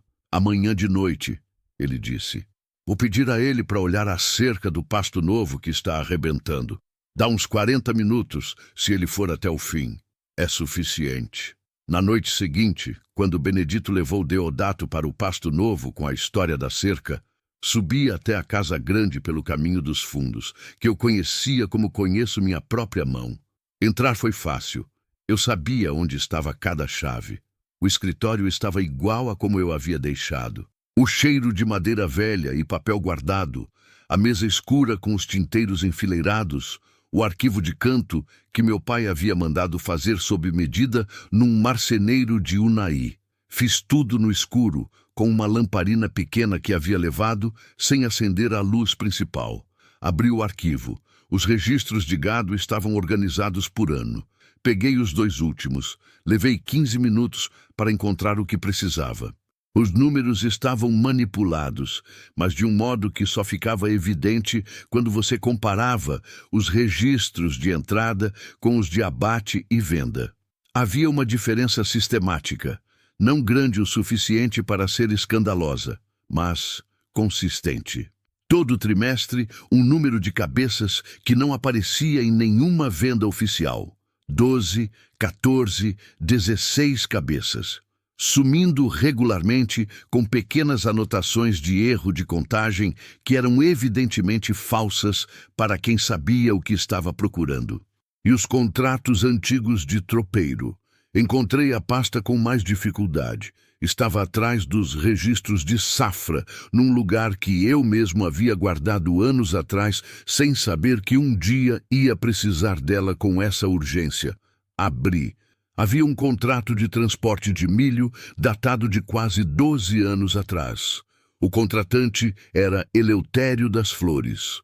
O tropeiro era Tobias Mendes da Silva. E havia uma nota à margem, escrita a lápis, com a letra miúda do advogado que havia assessorado meu pai naquela época, o mesmo advogado que havia prestado serviço a Eleutério durante anos. A nota dizia: carga desviada, responsabilidade contestada, resolvido extrajudicialmente. Fiquei parado com o papel na mão por um momento. Resolvido extrajudicialmente. Eu sabia o que isso significava. Significava que alguém havia pago para que o problema sumisse sem ir a tribunal.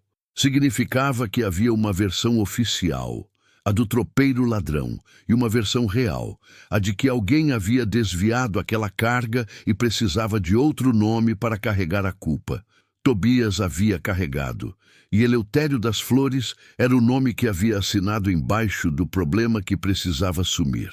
Fotografei tudo com os olhos, fechei tudo como havia encontrado, apaguei a lamparina e saí pela mesma porta que havia entrado.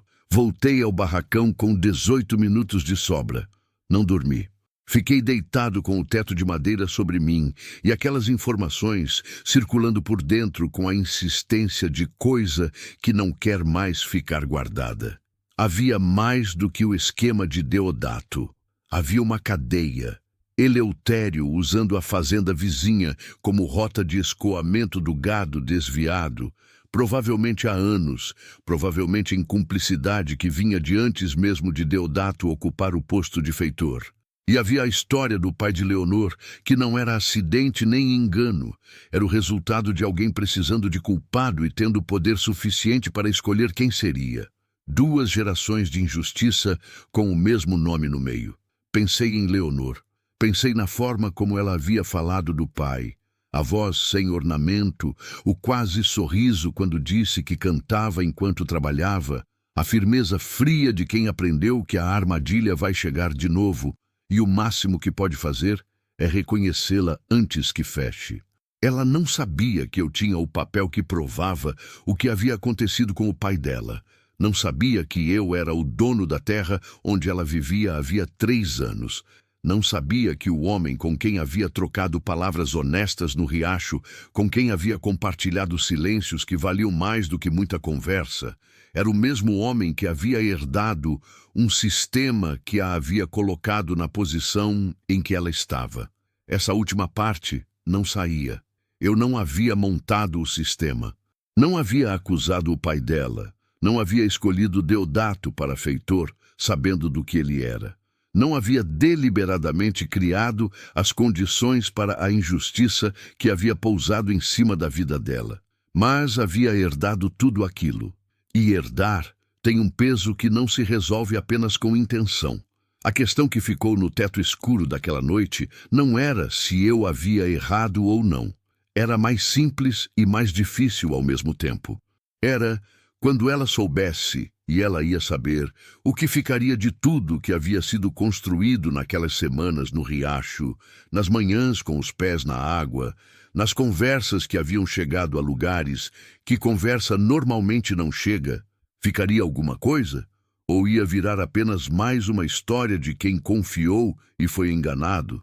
A mesma história que ela já carregava do pai, a mesma que eu carregava de Elsa, a mesma que a vida parecia insistir em repetir com personagens diferentes e dor igual?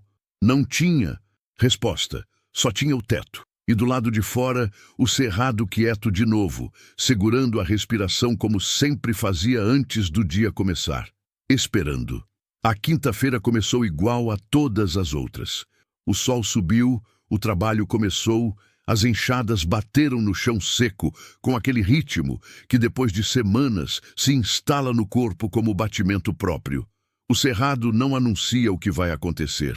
Ele só apresenta quando chega a hora, sem preparação e sem cerimônia. Eu havia dormido pouco e trabalhado muito, que é a combinação que deixa o homem no fio da navalha entre o cansaço e a vigilância. Estava nesse fio quando Benedito passou por mim na fileira da roça, sem parar, sem me olhar, e disse numa voz que era quase só movimento de lábio: "Hoje." Não precisou de mais nada. Havia uma linguagem que se desenvolve entre gente que vive junta em situação de pressão. Econômica de palavra, precisa no essencial. Uma sílaba no lugar certo vale mais do que parágrafo. Benedito havia aprendido isso em décadas de fazenda, e eu havia aprendido a entender essa linguagem nas últimas semanas de um modo que nunca havia aprendido na casa grande. Hoje, continuei trabalhando, mas a atenção havia se dividido, metade na enxada, metade em tudo ao redor. O movimento aconteceu no fim da tarde, quando o sol já perdia a violência, mas ainda havia luz suficiente para que todos vissem. Deodato saiu do galpão com o caderno na mão e parou no centro do terreiro. Havia algo diferente no modo como ele havia escolhido o momento. Era uma hora em que os trabalhadores chegavam da roça, quando o cansaço do dia já estava nos corpos e a guarda baixava naturalmente. Uma hora em que ninguém tinha energia sobrando para reagir. Calculado. Conhecia bem esse cálculo. "Preciso que todo mundo fique", disse ele, com aquela voz que preenchia o espaço sem elevar o tom.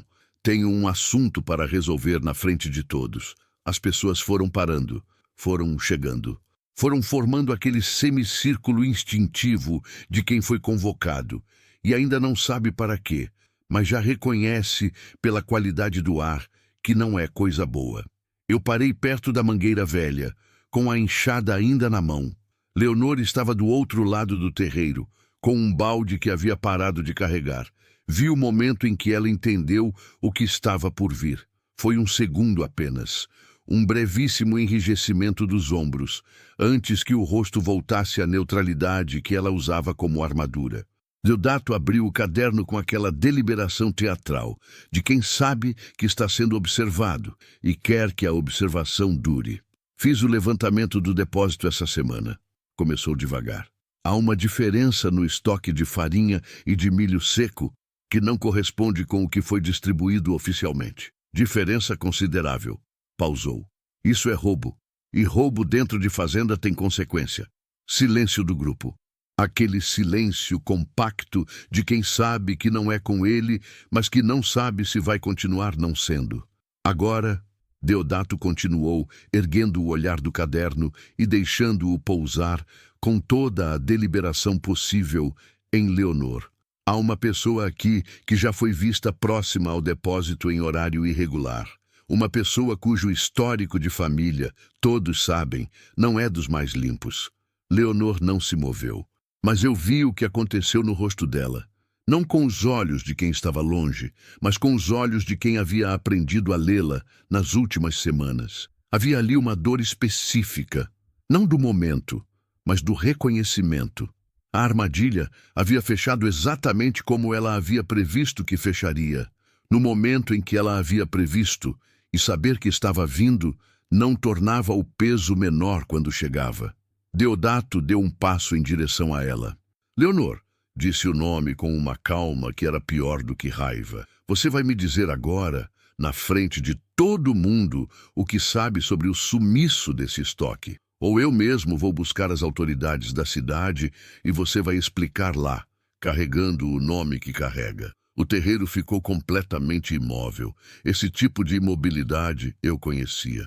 Era a imobilidade de quem quer fazer alguma coisa e não faz, porque o custo é grande demais, porque a família precisa do emprego, porque o medo é mais concreto do que a indignação. Era o mesmo mecanismo de sempre, e funcionava porque havia sido construído ao longo de tempo suficiente para que as pessoas acreditassem que a única opção era ficar parado. Leonor não baixou a cabeça. Isso me pegou. Com tudo o que havia sobre ela, o cansaço acumulado, a história do pai repetindo, a armadilha fechando sem saída visível. Ela ficou com o queixo no mesmo ângulo de sempre, o olhar direto, a postura de quem não vai dar a ninguém a satisfação de vê-la dobrar, mesmo sem ter como evitar o que estava vindo. Ela disse com voz firme e baixa: Não tenho nada para confessar, porque não fiz nada. Deodato esperava isso. O sorriso que apareceu não era de humor. Era de quem viu a peça se mover para o lugar que havia planejado. Claro que vai dizer isso, respondeu ele. Filho de quem roubou aprende a negar bem. E foi quando eu dei o passo. Não pensei. Ou pensei tão rápido que o pensamento e o passo foram a mesma coisa. Chega. A palavra saiu com um peso que eu não havia planejado. Saiu com a voz de quem tem autoridade, não de Manuel, mas de Augusto, e essa diferença era perceptível para qualquer um que prestasse atenção no tom. Deodato se virou para mim com uma expressão que ia do espanto para a raiva em menos de um segundo. Você, disse ele com a voz que usava para trabalhador que havia saído do lugar, fica onde está e fica quieto, ou... O pai dela não roubou nada. O terreiro ficou ainda mais quieto, o que eu não julgava possível. Falei com calma. Não era a calma de quem está controlando raiva. Era a calma de quem passou as últimas semanas reunindo cada peça com cuidado e agora as tinha todas na mão. Há 12 anos, uma carga de milho desapareceu numa rota de tropeiro. O culpado oficial foi Tobias Mendes da Silva, que perdeu o trabalho, o nome e a saúde por isso. Pausei. Mas há um contrato no arquivo desta fazenda, assinado por Eleutério das Flores, com uma nota à margem que diz que o caso foi resolvido extrajudicialmente. Sabe o que isso significa, Deodato? Ele havia parado completamente. A expressão havia mudado de raiva para algo mais difícil de nomear. Uma mistura de cálculo e alarme de quem percebe que o terreno sob os pés não é o que pensava que era. Significa, continuei, que alguém pagou para que a versão oficial ficasse sendo a do tropeiro pobre, porque era mais barato e mais fácil do que admitir que a carga havia sumido por outros motivos. E Eleutério das Flores, que é o mesmo homem que compra o gado, que sai pelos fundos desta fazenda toda vez que a lua não aparece, assinou embaixo dessa versão porque ele mesmo precisava que ela existisse. O silêncio do terreiro agora tinha outra qualidade. Não era mais o silêncio de quem aguarda. Era o silêncio de quem está absorvendo, processando, reorganizando o que sabia sobre o lugar onde vivia. Deodato deu um passo em minha direção. "Você não sabe de nada", disse ele, com uma voz que havia perdido a calma calculada e revelado embaixo dela algo mais urgente. "Você chegou aqui há um mês, não tem prova de coisa nenhuma e vai sair daqui hoje mesmo antes que eu... Na noite de terça da semana passada", eu disse, "saíram 6 cabeças de gado pelos fundos, depois das 11, pela estrada velha que dá na propriedade de Eleutério. Posso dar mais 2 datas anteriores com quantidades específicas, se precisar." Ele parou, e eu vi exatamente o momento em que ele entendeu. Não que eu tinha informação, mas que eu tinha informação demais para ser peão. Que havia algo errado com Manuel desde o começo, um detalhe que não fechava, e que ele havia ignorado porque estava ocupado demais com o próprio esquema para prestar atenção no recém-chegado, que trabalhava quieto e observava tudo. "Quem é você?", disse ele com uma voz que havia mudado completamente. Era a pergunta que eu havia adiado por semanas. Coloquei a mão no peito, sob a camisa, e puxei o cordão que havia estado ali desde o primeiro dia. O cordão de couro com o anel de ouro que havia pertencido ao meu pai, que eu havia colocado ali não como símbolo planejado, mas porque era o único objeto que eu carregava como prova de que existia uma outra versão de mim além daquela camisa puída. Erguei o anel no terreiro. A luz do fim de tarde pegou no ouro com aquela claridade de coisa que não precisa se anunciar para ser reconhecida.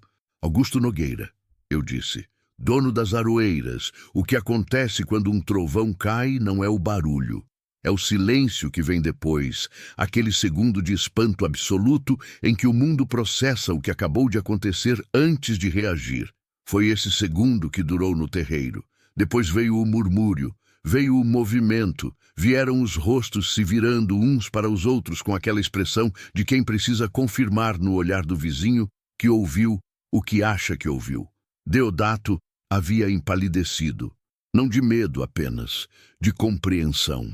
A compreensão de que havia operado o esquema dele debaixo do nariz do dono durante semanas sem saber, e que cada conversa, cada decisão, cada noite, com o gado saindo pelos fundos, havia acontecido enquanto os olhos do patrão estavam ali, no meio dele, vendo tudo. Ele abriu a boca, fechou.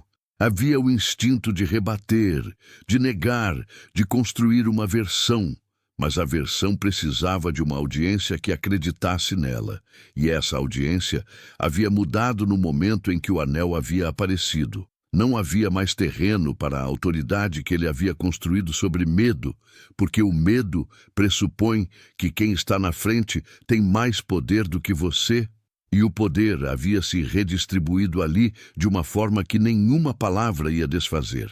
Ele fez o que homem calculista faz quando o cálculo falha. Foi embora. Virou as costas, atravessou o terreiro com aquele passo que tentava manter a dignidade e não conseguia completamente, e sumiu na direção do galpão. Não o segui imediatamente. Havia algo mais urgente.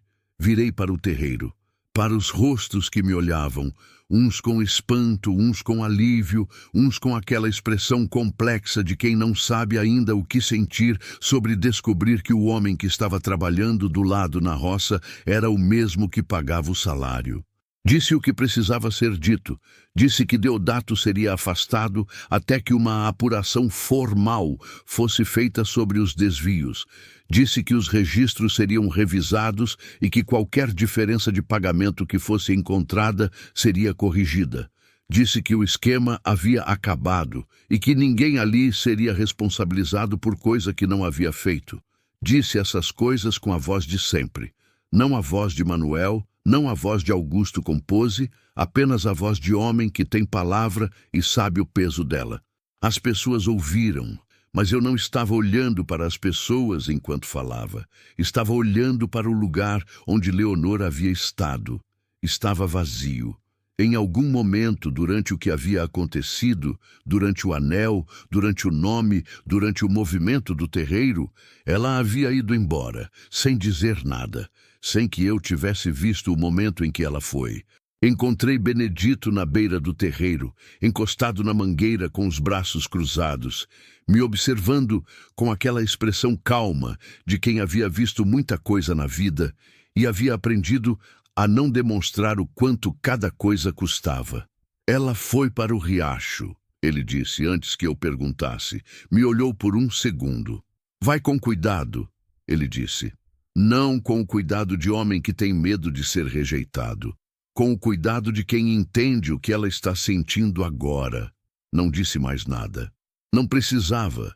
Encontrei o caminho para o riacho das pedras com os pés, não com os olhos. O sol estava baixo, jogando aquela luz oblíqua de fim de tarde que faz o cerrado parecer de outro material, mais dourado, mais macio, enganosamente gentil. Os juazeiros ao longo do caminho faziam sombra comprida no chão de terra vermelha. Ela estava na pedra de sempre. Não com os pés na água dessa vez, sentada com os joelhos dobrados perto do peito, os braços ao redor das pernas, o olhar na correnteza que seguia o ritmo dela, indiferente a qualquer coisa que acontecesse nas margens. Parei a alguns metros. Ela sabia que eu estava ali. Não se virou, não disse nada, mas a leve mudança na postura, uma rigidez que não estava antes, disse que havia percebido. Fiquei parado por um momento, procurando a palavra certa. Não encontrei. Então disse a verdade, que é o que sobra quando as palavras certas não aparecem. Leonor, ela não respondeu. Eu precisaria de mais tempo para explicar do jeito certo, disse. Mas sei que tempo certo também não existe, então vou dizer do jeito que tenho. Silêncio dela. Vim para cá para encontrar o que não conseguia encontrar de dentro da casa grande. E encontrei mais do que esperava. Encontrei o esquema do Deodato. Encontrei a prova do que aconteceu com seu pai. Pausa. E encontrei você. Ela ficou em silêncio por um longo momento. Quando falou, a voz estava plana. Não de raiva, mas de esforço de manter a raiva dentro de um lugar que ela controlava. Você me enganou. Sim. Soube do meu pai antes de me contar. Soube dessa semana. Ia te contar, não do jeito que aconteceu, mas ia. Você decidiu o que eu precisava saber e quando precisava saber. Não havia como negar isso. Decidi, disse. E foi errado. Ela ficou em silêncio de novo. O riacho continuou. Os pássaros continuaram. O cerrado continuou sendo o cerrado, que não para por causa de coisa nenhuma que aconteça nas margens.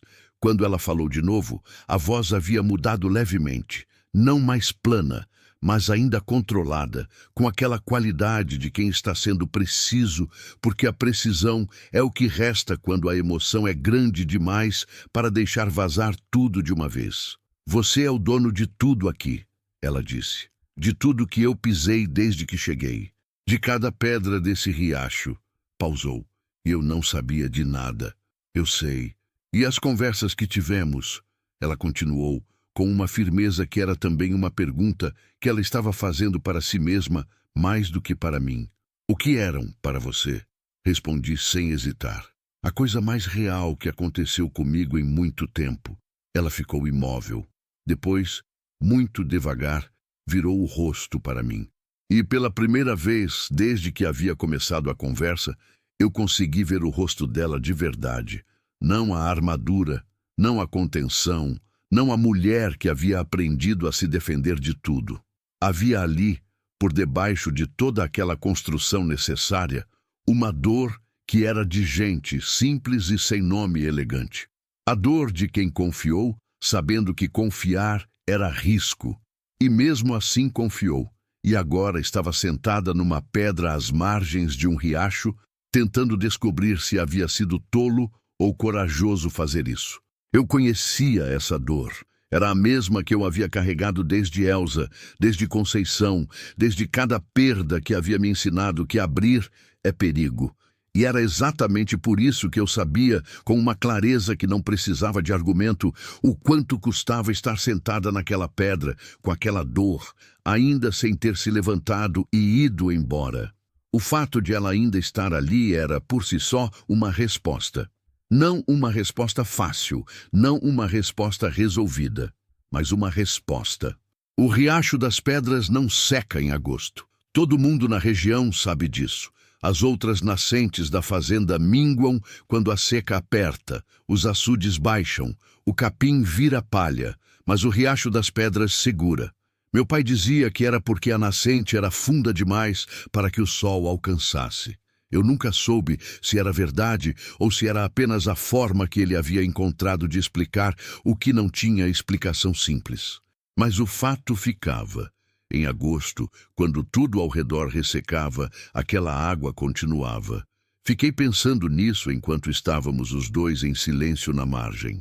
Há coisas que ficam quando tudo ao redor seca. A questão é saber reconhecê-las quando o momento não é favorável ao reconhecimento, quando a mágoa está fresca, quando a traição, mesmo sem intenção de trair, ainda dói com a nitidez de coisa recente. Leonor estava olhando para a água. Eu estava olhando para ela. Não com a expectativa de quem quer uma resposta imediata.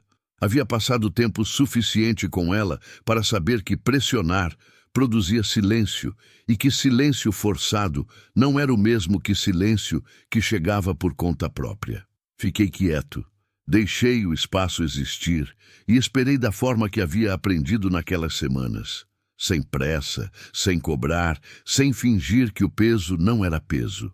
Me fala do menino, ela disse por fim. Não esperava isso. Ela havia virado o rosto para mim, com aquela expressão direta que eu já conhecia. Mas havia algo diferente nela agora. Não era a avaliação, era outra coisa.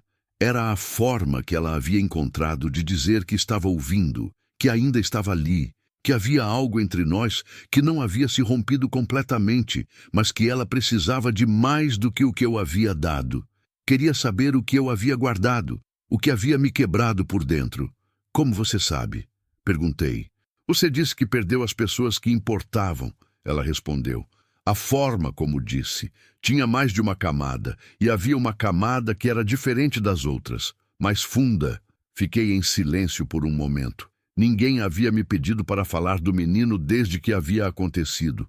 As pessoas que sabiam tratavam o assunto com aquela delicadeza de quem evita tocar em ferida aberta, o que é uma forma de gentileza que também é uma forma de solidão, porque a ferida que ninguém toca fica lá guardada sem ar, sem chance de cicatrizar. Se chamava Tomás, eu disse.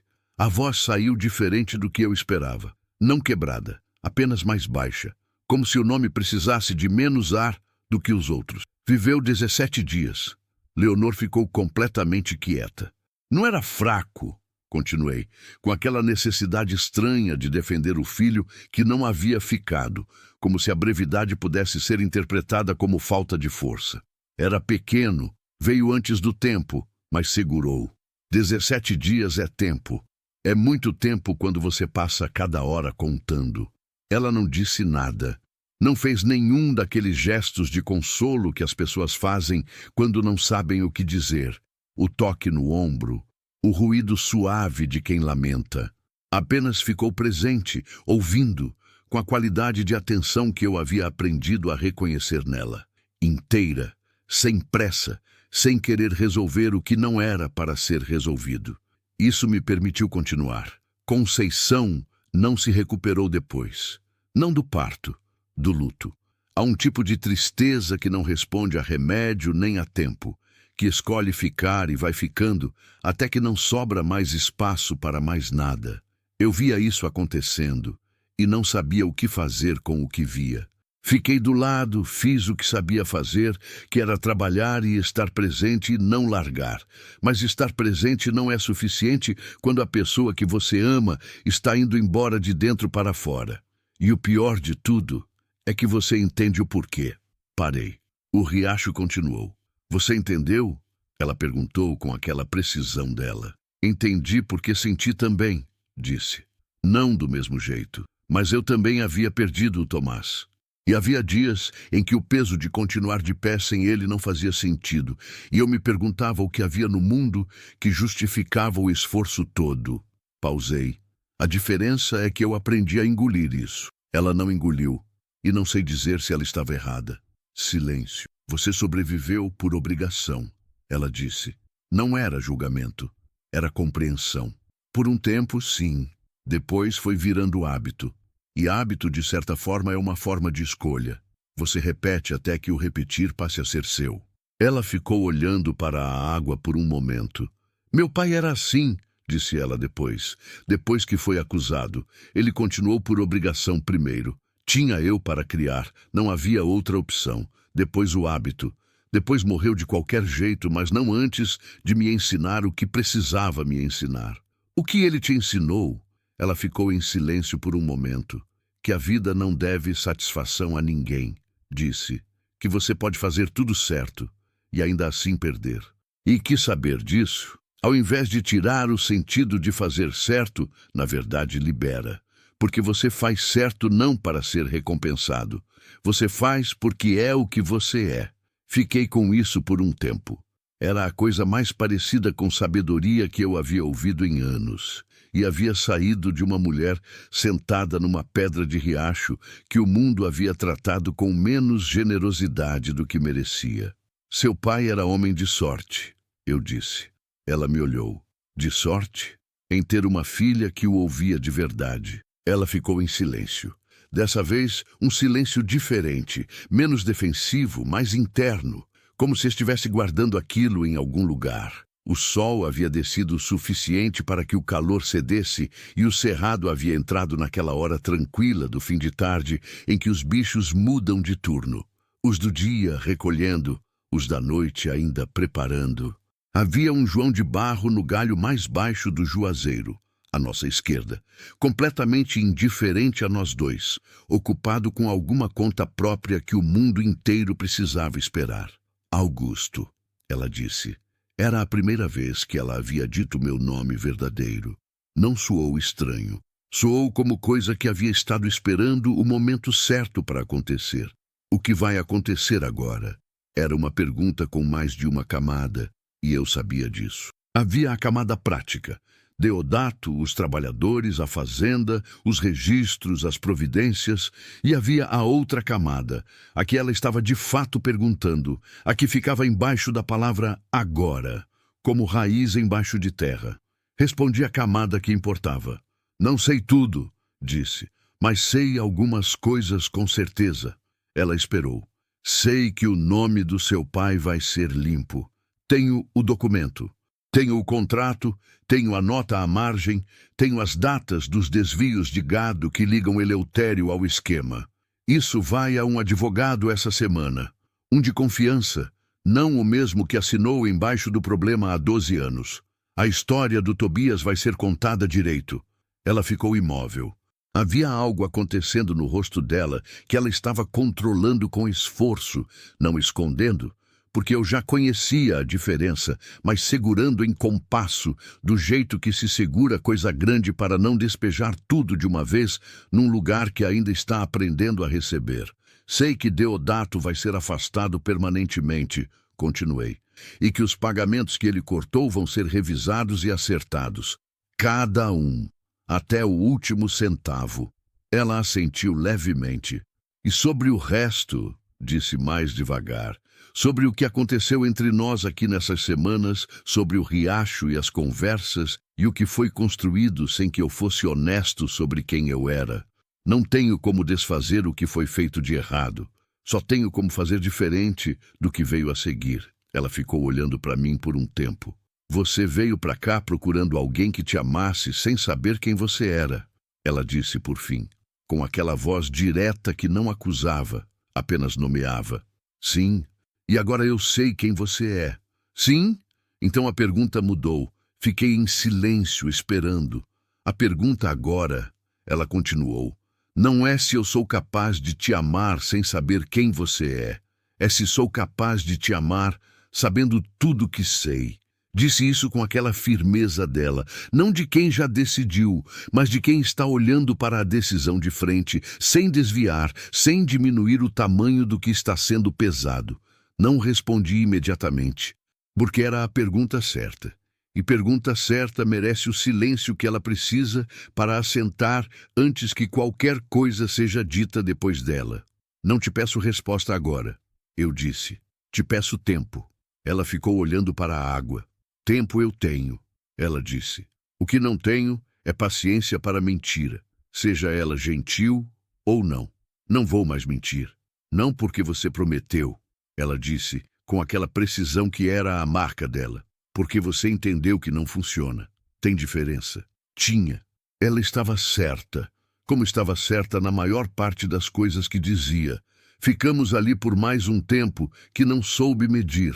O céu foi mudando de cor devagar, do cobre para o lilás, do lilás para o azul escuro que o cerrado adquire antes de virar noite de vez. As primeiras estrelas apareceram sem anúncio, como sempre aparecem. Você olha para um lado, olha para outro, e quando olha de volta para o céu, elas já estão lá, como se sempre tivessem estado, e você apenas não tivesse prestado atenção antes. Em algum momento ela pôs os pés na água, não disse nada sobre isso, apenas pôs, e eu entendi que era uma linguagem que ela tinha, a de fazer as coisas pequenas que dizem o que as palavras ainda não estão prontas para dizer. Pôr os pés na água naquele momento, naquele lugar que havia sido nosso antes de qualquer revelação, era uma forma de dizer que o lugar ainda era nosso, que o riacho continuava sendo o riacho, independente de quem fosse dono do papel que dizia que a terra ao redor era de alguém. Me tirei os sapatos também. Ela me olhou de soslaio. Havia ali, por uma fração de segundo, algo que eu não havia visto antes no rosto dela. Levíssimo, contido, mas inconfundível para quem estava prestando atenção. Era o início de um sorriso que dessa vez não ficou pela metade. Ficou pequeno, sim. Ela não era mulher de sorriso largo e fácil, e isso jamais ia mudar, e eu não queria que mudasse, mas ficou inteiro. E inteiro pequeno vale mais do que grande pela metade. Nos dias que se seguiram, fiz o que havia prometido. Deodato foi afastado naquela mesma noite, com as providências necessárias para que não levasse nada além do que era dele de direito, que era pouco. Os registros foram abertos, revisados, comparados, e a diferença que havia foi anotada com precisão. Evaristo recebeu o que lhe era devido, com o acréscimo que havia sido cortado ao longo do tempo, e havia uma expressão no rosto dele, quando recebeu que eu não consegui olhar por muito tempo sem ter que desviar os olhos. Havia muitos Evaristos. Essa descoberta me custou algo que eu não esperava. Não culpa simples, mas uma responsabilidade nova, de outra natureza. Não a responsabilidade de dono que administra, mas a responsabilidade de quem entendeu que administrar sem ver é uma forma de escolha e que essa escolha tem consequências reais na vida de gente real. O advogado veio na semana seguinte. Não o velho, não o que havia assinado documentos junto com Eleutério anos atrás. Um jovem de Paracatu, recomendado por um conhecido com aquele tipo de firmeza tranquila de quem acredita no que faz. Sentei com ele no escritório da Casa Grande e coloquei na mesa o contrato, a nota à margem, os registros de desvio, as datas e quantidades que eu havia memorizado naquelas noites no Cerrado. Ele ouviu tudo.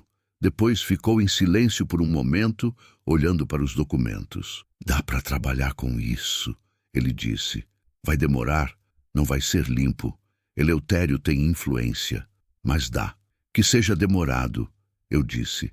Que seja como precisar ser, mas que seja feito. Leonor não estava presente nessa reunião.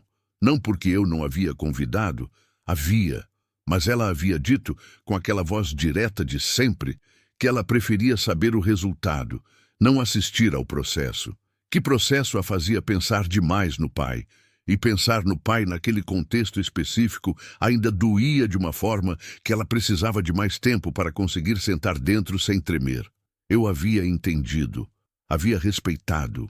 Contei a ela depois, sentados na varanda da casa grande numa tarde de sábado, a primeira vez que ela havia entrado na casa grande, que havia chegado com aquele olhar de quem avalia cada detalhe, sem demonstrar que está avaliando.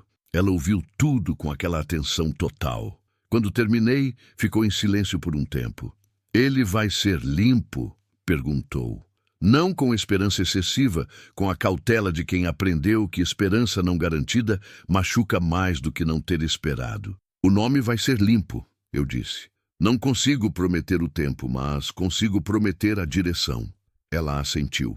Depois olhou para as pastagens que se estendiam à frente da varanda, para o cerrado que ia até onde a vista alcançava, para aquela vastidão que eu havia herdado e que ela havia aprendido a pisar sem nunca saber que havia embaixo dos pés uma história que a incluía de formas que nenhuma das duas partes havia escolhido. "É bonito aqui", ela disse. Era a primeira vez que ela comentava isso. "É", concordei. "Eu nunca tinha olhado assim." Pausa. "Sempre olhava como lugar onde eu precisava sobreviver, não como lugar em si." Entendi o que ela estava dizendo. Havia uma diferença entre olhar para um lugar como ameaça a ser navegada e olhar para ele como coisa que existe por conta própria, com beleza que não depende do que acontece nela. Eu mesmo havia passado anos olhando para as aroeiras como responsabilidade, como peso, como herança que carregava e não havia escolhido. Havia sido Leonor, sem saber que estava fazendo isso, sem nenhuma intenção de ensinar nada, quem havia me mostrado naquelas semanas que o cerrado era cerrado independente do que eu sentia sobre ele, que a beleza dele não esperava que eu estivesse bem para existir. Isso havia sido um presente que ela não havia sabido que estava dando. "Leonor", eu disse. Ela me olhou. "Obrigado." Ela franziu levemente o senho. "Por quê?" "Por ter estendido a mão quando eu precisei. Lá no começo, quando eu era Manuel, e não sabia ainda o que ia encontrar aqui." Pausei. "Você não tinha motivo nenhum para isso. Não me conhecia, não me devia nada. Estendeu a mão porque era o que era para ser feito." Ela ficou em silêncio por um momento. "Meu pai dizia que gentileza não é favor", ela disse. "É apenas o que se faz quando você não perdeu o costume." "Você não perdeu."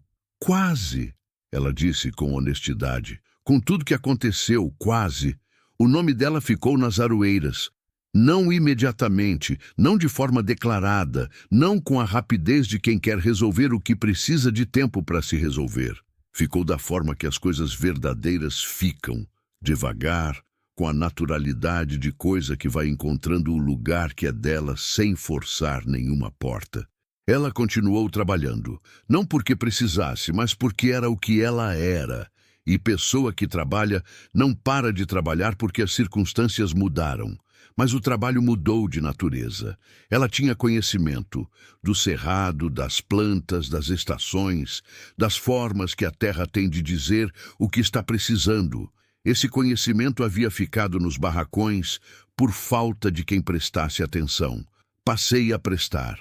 Conversávamos no Riacho das Pedras quando o dia permitia. Não todo dia.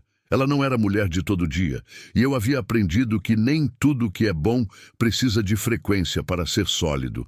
Às vezes era só uma tarde por semana, às vezes menos.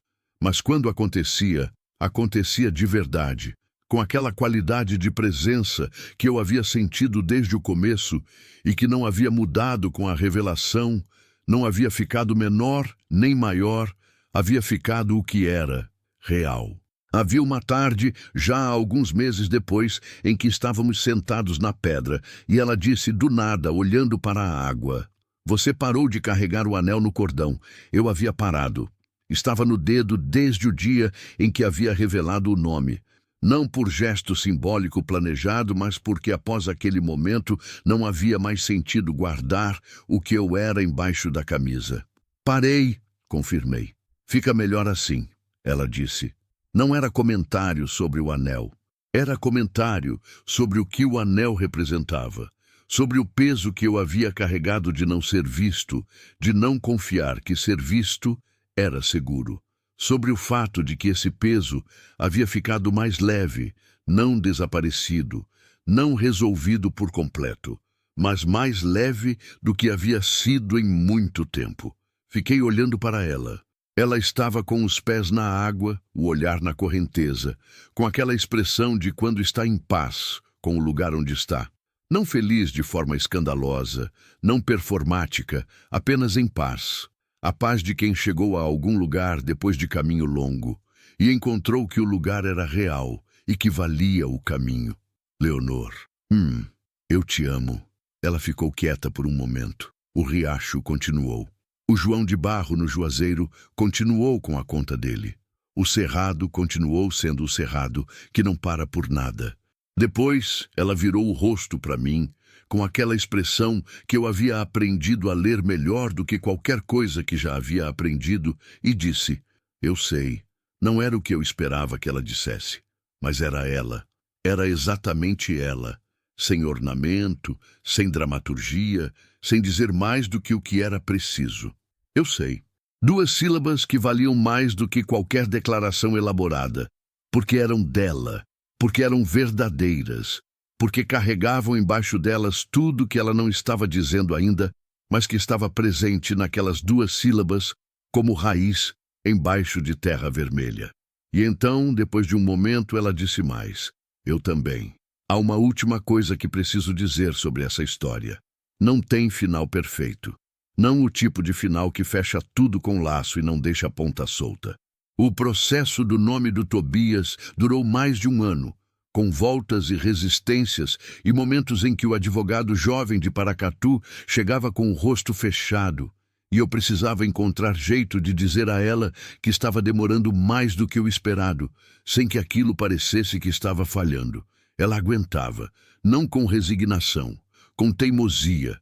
Havia uma diferença que eu havia aprendido a perceber nela. Resignação é aceitar que as coisas são como são.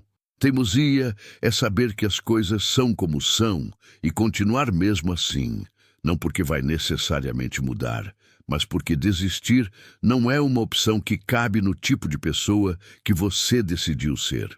Tobias Mendes da Silva foi declarado inocente por instrumento formal no mês de outubro, no 2º ano depois que eu havia descido da Casa Grande com roupas surradas e uma mentira necessária no bolso.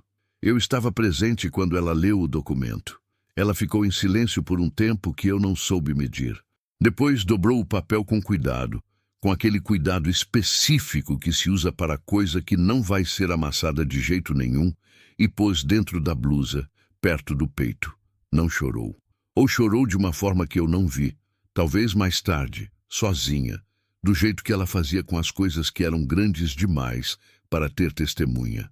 Mas me olhou com uma expressão que eu não havia visto antes nela. Era paz. Não a paz de fim de tarde no riacho, não a paz do hábito. Era a paz de quem depositou um peso que vinha carregando por muito tempo num lugar onde ele podia finalmente ficar, e saiu de lá com as mãos livres pela primeira vez. Aquela expressão ficou comigo. Fica até hoje, porque eu havia chegado nas Aroeiras 2 anos antes, procurando uma coisa, a certeza de que alguém era capaz de me amar, sem saber quem eu era.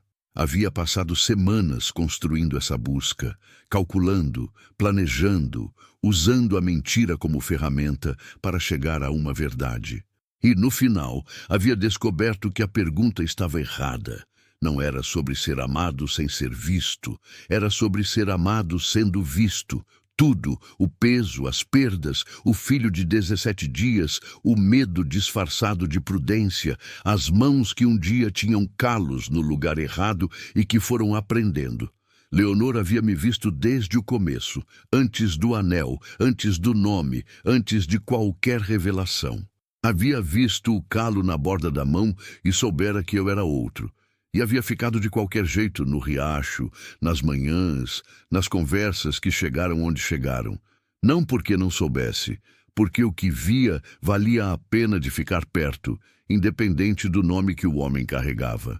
E isso, Essa coisa simples que eu havia procurado de forma complicada e encontrado da única forma que as coisas verdadeiras são encontradas, que é sem planejar, sem controlar, apenas estando presente o suficiente para reconhecer, era o que ficava, como o riacho das pedras em agosto, fundo demais para que o sol alcançasse.